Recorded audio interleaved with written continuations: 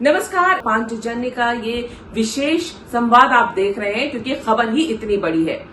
हर वो भारतवासी इस समय उत्साहित है क्योंकि ऑपरेशन सिंदूर कर दिया गया है भारत की तरफ से। वो ऑपरेशन सिंदूर जिसकी मांग 22 अप्रैल से की जा रही है, जब पहलगाम में आतंकी हमला किया गया था, कायरता से हिंदुओं को चुन चुन कर मारा गया था। तब से सवाल उठ रहे थे कि भारत आखिर क्या करेगा। एक तरफ जहां 7 मई की मॉक ड्रिल की तैयारियां हो रही हैं, वहीं रात 2 बजे, आधी रात 2 बजे भारत ने पाकिस्तान के उन ठिकानों पर चुन चुन कर हमला किया जो आतंक का अड्डा बने हुए थे। और इसी पर बातचीत करने के लिए हमारे साथ है वरिष्ठ पत्रकार जितेंद्र शर्मा।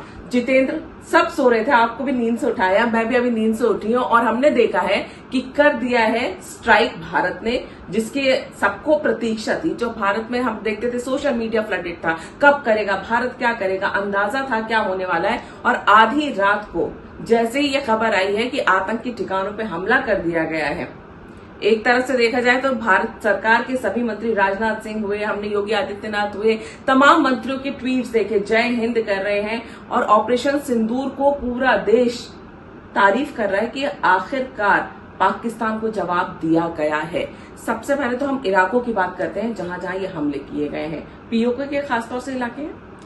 देखिए तृप्ति, सबसे पहले तो मैं ये बता दूं कि अक्सर आधी रात को जब कोई फोन आता है तो आदमी डर के उठता है, लेकिन इस बार जो फोन आया था वो खुशी वाला फोन था कि किस तरह से भारत ने हमला कर दिया। और भारत ने उन जगहों पर हमला किया है जो टेररिस्ट के हाइडआउट्स हैं।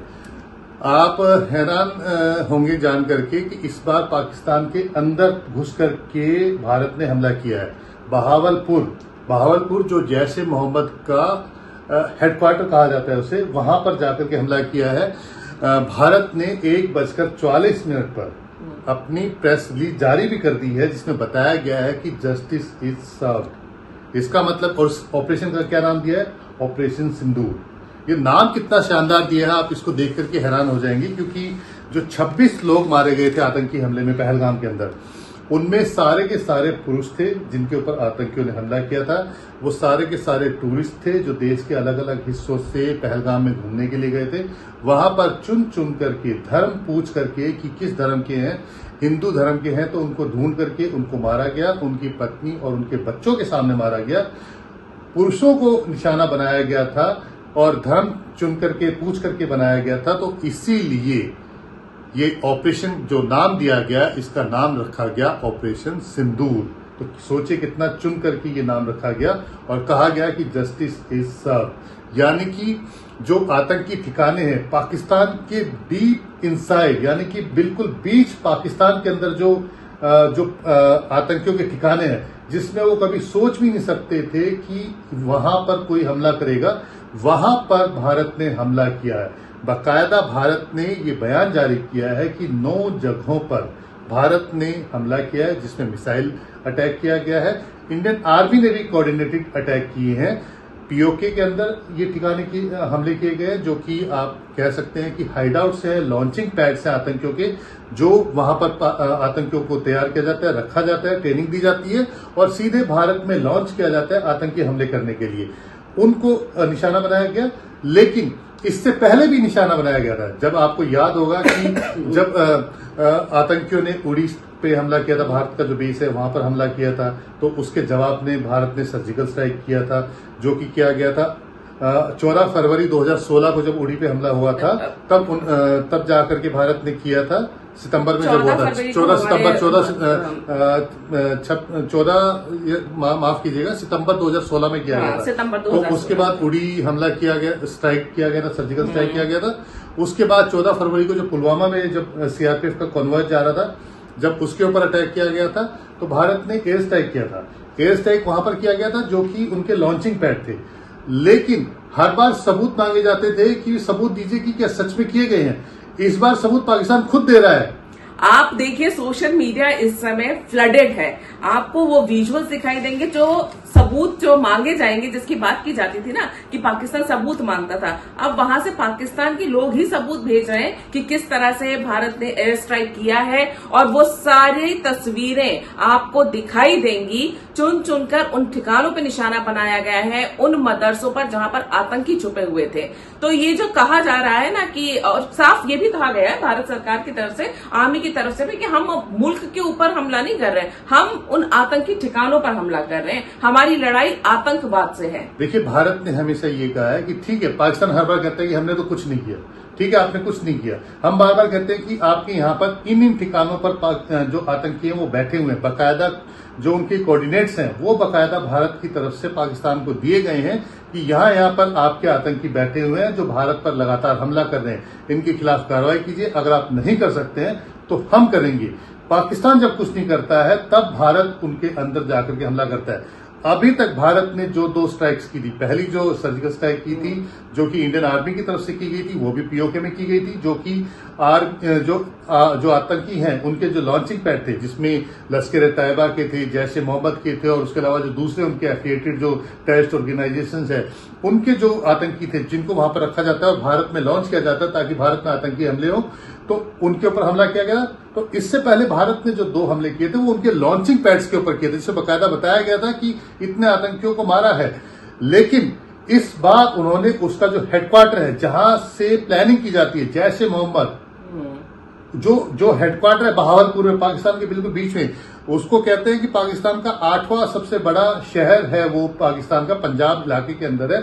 उस शहर में जो जैश ए मोहम्मद का जो हेडक्वार्टर है उसके ऊपर भी अटैक किया गया है। तो बाकायदा भारत ने जो लोकेशंस हैं उनको आइडेंटिफाई किया है कि कहां कहां पर पाकिस्तान के अंदर डीप इनसाइड, मैं ये बार बार इसलिए कह रहा हूं कि अभी तक सिर्फ बॉर्डर के पास में जो पीओके का इलाका है वहीं पर टारगेट कर रहे थे आतंकियों के ठिकाने के ऊपर, लेकिन इस बार पाकिस्तान के बीच बीच में जो आतंकियों के ठिकाने हैं, जो हेडक्वार्टर्स है, वहां पर जाकर के भारत ने हमला किया है और उसको निस्तानाबूद किया है। और इसके सबूत भारत नहीं खुद पाकिस्तान दे रहा है। और सबूत देखना है तो आप सोशल मीडिया पे देखिए, हमारे इस वीडियो के साथ भी हम वो सारे विजुअल्स लगा रहे हैं जिनको आप देख सकते हैं कि जो पाकिस्तान से सोशल मीडिया पर आ रहे वीडियोस हैं। पिछले बार जब हम देखते हैं कि 2 सर्जिकल स्ट्राइक की, पहले 1 हफ्ते में की, फिर 12 दिन में की और 14 दिन में इस बार, यानी 22 अप्रैल को पहलगाम में आतंकवादी हमला हुआ। और उसके बाद लगातार ये सवाल उठ रहे थे कि भारत क्या करेगा, और 14 दिन हुए हैं। 14वें दिन जो है भारत ने अपना जवाब दे दिया है कि आतंकवाद को बर्दाश्त नहीं किया जाएगा। पाकिस्तान की अगर हम बात करें, हम लगातार ट्वीट पढ़ रहे हैं, शहबाज शरीफ का हमने ट्वीट पढ़ा, वो इस तरह की बातें कर रहे हैं कि युद्ध थोपा गया, ये थोपा गया है, बदला नहीं लेंगे, आप कार्रवाई नहीं करेंगे, आप पल्ला झाड़ लेंगे। साफ साफ सबूत दिख रहे हैं, इंटरनेशनल सपोर्ट उनको कहीं से नहीं मिल रहा है। उसके बाद कहीं ना कहीं तो जवाब देना था ना।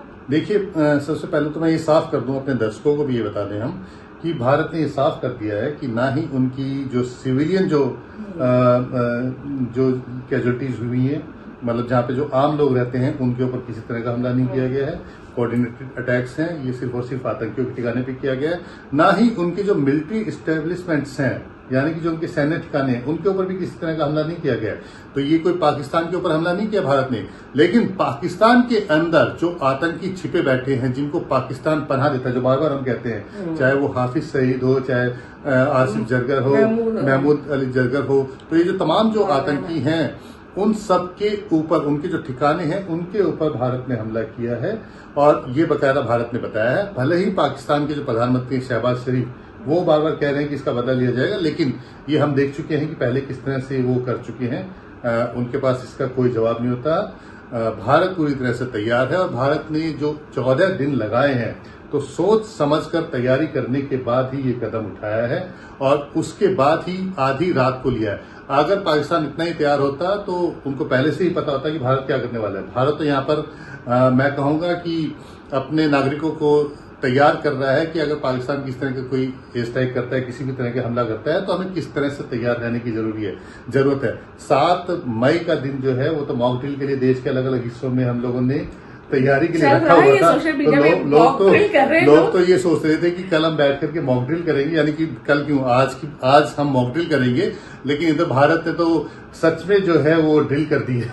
नहीं, ये अंदाजा था। और आप जिससे बोल रहे हैं कि पाकिस्तान को अंदाजा नहीं था, लेकिन पाकिस्तान को ये पूरा अंदाजा था कि भारत की तरफ से जवाबी कार्रवाई जरूर होगी, और इसीलिए यूएन में भी क्लोज मीटिंग में उन्होंने ये मुद्दा उठाया जहां उनको लताड़ पड़ी। उसके अलावा वो जगह जगह जा रहे हैं, टर्की से सपोर्ट मांग रहे हैं, मलेशिया से सपोर्ट, ईरान से उन्हें मिल रहा है, लेकिन इंटरनेशनल प्लेटफॉर्म पर पाकिस्तान को ये समझ में आ गया था कि अब उन्हें कहीं से सपोर्ट नहीं मिल रहा, क्योंकि उसके अलावा वो कुछ और मांग भी नहीं सकते। जो उनके हालात हैं, उन्हें ये पता था कि भारत से जवाबी कार्रवाई मिलनी है।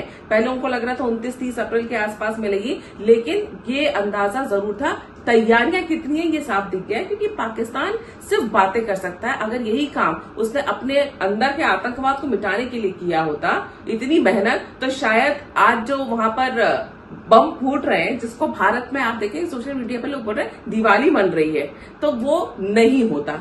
अब आपको क्या लगता है, अगर हम देखें एलओसी पे तो काफी अभी फायरिंग भी शुरू हो चुकी है दोनों तरफ से, क्या ये वॉर शुरू हो चुका है? देखिए, मैं इसे ये नहीं कहूंगा कि वॉर शुरू हो चुका है, क्योंकि लेकिन हाँ इतना जरूर है कि भारत ने जवाब दे दिया है। भारत ने निश्चित तौर पर तैयारी शुरू कर रखी होगी, क्योंकि ये जो दिन है, अगर 22 अप्रैल को पहलगाम पे आतंकी हमला हुआ और जिसके बाद से पूरी प्लानिंग की गई, तैयारी की गई, तो ये आज जो अटैक किया गया है, जो आतंकी ठिकाने हैं पाकिस्तान के अंदर, उनके ऊपर हमला किया गया है, तो निश्चित तौर पर भारत ने अपनी जो भी तैयारी करनी है, कैसे हमें तैयार रहना है, वो सब तैयारी भारत कर चुका है, और उसी के बाद ही ये अटैक किया गया है। जैसा कि आप कह रहे थे कि पाकिस्तान को अंदाजा था, पाकिस्तान को बिल्कुल अंदाजा नहीं रहा होगा कि भारत इस तरह से करेगा, क्योंकि अगर आप देखेंगे लगातार, क्योंकि मैं डिफेंस भी कवर करता हूं, तो उसमें लगातार ये मैसेज आ रहे हैं कि पाकिस्तान ने आज सीज़फायर वायलेशन किया। तो जो एलओसी का जो पूरा इलाका है, अलग अलग जो इलाके हैं, कुपवाड़ा है, अखनूर है, ओडी है, पूंछ का इलाका है, तो ये जो तमाम जो पूरा एलओसी का इलाका है, वहां से लगातार रोजाना पाकिस्तान की तरफ से सीज़फायर वायलेशन किया जा रहा है, जिसका लगातार भारत जवाब दे रहा है। तो पाकिस्तान को सिर्फ इस बात का अंदाजा था कि इस बार भारत इतनी बड़ी स्ट्राइक नहीं करेगा, ये सिर्फ कह रहा है। अगर करेगा तो सिर्फ जिस तरह से पिछली बार किया था कि सबसे पहले हमने किया था कि हमारे जो पैरा कमांडोज थे अंदर तक जाके आर्मी ने किया था, दूसरी बार एयर स्ट्राइक किया गया था, और नेवी में जिस तरह से तैयारी कर रही थी, और बार बार पाकिस्तान भी कह रहा था कि भी फाइटर पायलट्स नेवी की जो नेवल शिप के ऊपर जो फाइटर पायलट्स हैं वो तैयारी करके जा रहे हैं, तो कहीं ना कहीं हो सकता है कि उस तरफ से किया जाए। लेकिन पाकिस्तान को इस बार इतना अंदाजा नहीं था कि पाकिस्तान के डीप इनसाइड घुस करके भारत जो है इस तरह से हमला करेगा। पीओ तक का तो जरूर से अंदाजा था, और इसीलिए वो पीओके से खाली करके बैठ रहा था कि भी वहां पे कुछ नहीं होगा। और लगातार अगर आपने ध्यान दिया हो तो कुछ दिन पहले ही इंटरनेशनल मीडिया को भी पीओके में लेकर के गया था दिखाने के लिए कि देखिए ये हमारे ठिकाने हैं, और भारत ये क्लेम करने की कोशिश करता है कि यहाँ पे आतंकी चल रहा है, लेकिन ऐसा नहीं है। हर बार वो दिखाने की कोशिश करता है कि हमारे यहाँ पे किसी तरह की कोई भी आतंकी नहीं है। ये बात वो ओसामा बिन लादेन के टस्सा में भी कहता था। अब आप सोचिए, ओसामा बिन लादेन भी एबटाबाद के अंदर वो कैसे शेल्टर किया हुआ था, तो अमेरिका ने जब उसके अंदर घुस करके ओसामा बिन लादेन को मार के वहां से उसकी लाश को उठा करके समुद्र के अंदर दफन कर दिया था, तो आपको इसी से अंदाजा हो जाना चाहिए कि किस तरह से पाकिस्तान के अंदर जो बड़े बड़े आतंकी हैं वो किस तरह से पनाह पाते हैं। और यही वजह है कि भारत ने इस बार सोचा कि इस बार सिर्फ पीओके के अंदर जो लॉन्चिंग पैड है उसको ना निशाना बनाया जाए, बल्कि जहां से आतंकियों को तैयार करने की प्लानिंग की जाती है, जो जैश ए मोहम्मद जो इनका एक कहते हैं कि सबसे बड़ा एक टेररिस्ट ऑर्गेनाइजेशन है, उसका हेडक्वार्टर है बहावलपुर में पंजाब के अंदर, उसको इस बार टारगेट किया जाए। तो इसीलिए बहावलपुर में जैश ए मोहम्मद का जो हेडक्वार्टर है उसको भी निशाना बनाया गया। बिल्कुल, भले ही अभी तो निशाना बना दिया गया, रात का समय, सुबह तक तस्वीर और साफ हो जाएगी, लेकिन इस वक्त पूरा देश इस बात से राहत महसूस कर रहा है, गर्व महसूस कर रहा है कि भारत ने करारा जवाब दिया है आतंकवाद को, और उस आतंकवाद को पनाह देने वाले पाकिस्तान को भी मुंह तोड़ जवाब मिला है। और हर कोई ये कह रहा है जय हिंद, जय भारत, जय भारतीय सेना। और मैं इसमें आपको बता दूं कि अभी तो ऑफिशियल स्टेटमेंट रिलीज की गई है भारत की तरफ से, भारतीय सेना की तरफ से, लेकिन इसमें आप देखना कि सवेरे 10-11 बजे के आसपास ही इसमें प्रेस कॉन्फ्रेंस होगी और पूरी तरह से इसमें जानकारी दी जाएगी कि किस तरह से भारतीय सेना ने कोऑर्डिनेटेड अटैक किए। बहुत बहुत धन्यवाद जीतू। हम जितेंद्र जी, हम नजर रखेंगे कि सुबह क्या होता है, लेकिन इस वक्त यही है कि पाकिस्तान के आतंकी ठिकानों के बाहर बचा हुआ है हाहाकार। आप हमारे साथ रात में जुड़े और आपको भी अपने रात में उठाए, इस बार कोई तकलीफ हमें महसूस नहीं हो रही उठाने में, लेकिन जानकारी दी, हमारे साथ बातचीत की, उसके लिए आपका बहुत बहुत धन्यवाद।